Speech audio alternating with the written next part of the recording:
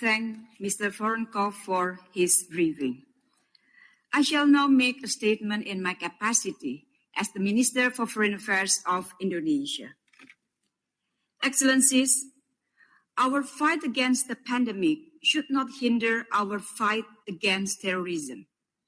We should not let the pandemic create condition conducive for terrorism to regain power, to regroup, and to grow.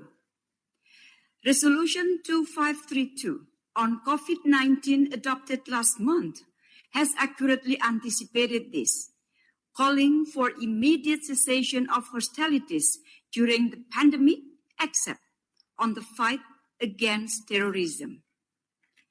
During the pandemic, impacts of terrorism becomes more severe as we witness terror and cyber attacks on vital public infrastructure, including toward hospitals.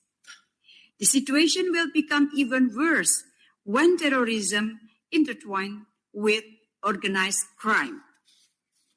This relation may take many forms and vary across regions. We have witnessed terrorist groups that are directly involved in the acts of organized crime. Some groups use kidnapping as means to fund its terrorist operation. Some other terror groups are resorting to smuggling drugs and weapons. There are also instances where terrorists collaborate with organized criminals in facilitating border crossing, arms and human trafficking, money transfer, and laundering. One thing is certain: stronger terror and crime nexus in any form can lead to a devastating global impact, posing greater challenge for us to address COVID-19 and existing security challenges. Therefore, we must step up efforts to address terror crime nexus as mandated by Resolution 2482 last year. With that in mind, allow me to share 3 key points. First, adjusting our policies in addressing the nexus of terrorism and organized crimes. In addressing terrorism and organized crimes are generally done in silo. We cannot continue this. It must be done in greater synergy between relevant authorities. During the pandemic, as we are faced with limited resources, greater synergy becomes even more important. Budget constraints should not reduce our effort in tackling the terror crime nexus. Necessary adjustments are also required to prevent the terror crime connection in prison. Prisons often become breeding grounds where terrorists interact with other criminals. In lieu of this, it is Indonesia's policy to separate convicted terrorists with other prisoners.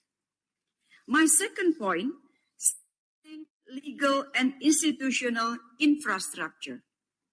Our domestic legislation must have the capacity to address this nexus. In this connection, it is pertinent to ensure that international legal instruments on anti-terror and organized crimes are translated into domestic legislation.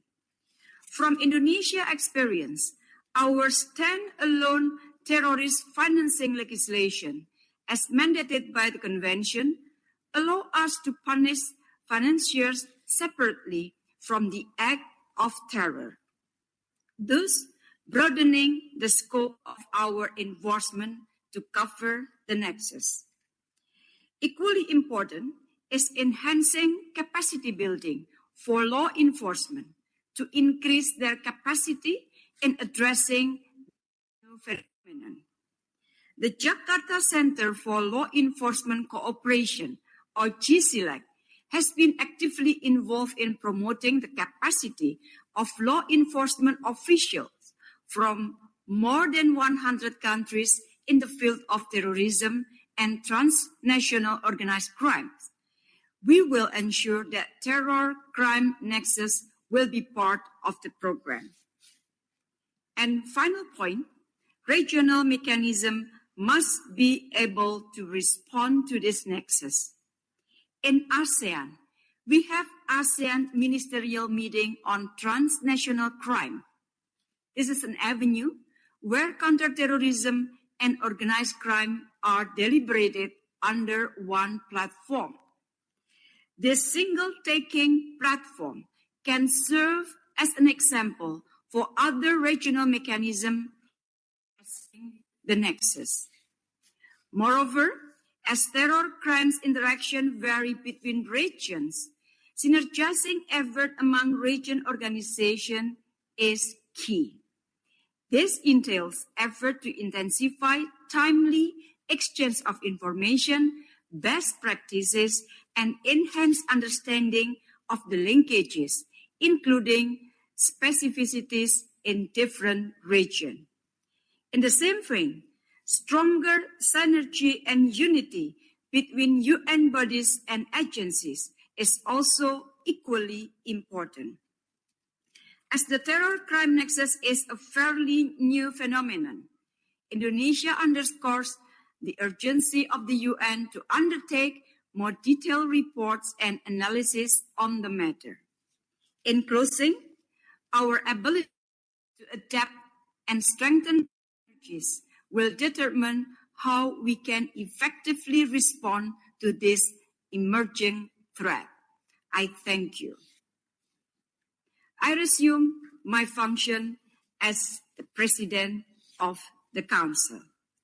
Now I give the floor to His Excellency Mr. Nguyen Minh Phu, Deputy Minister of Foreign Affairs of Vietnam.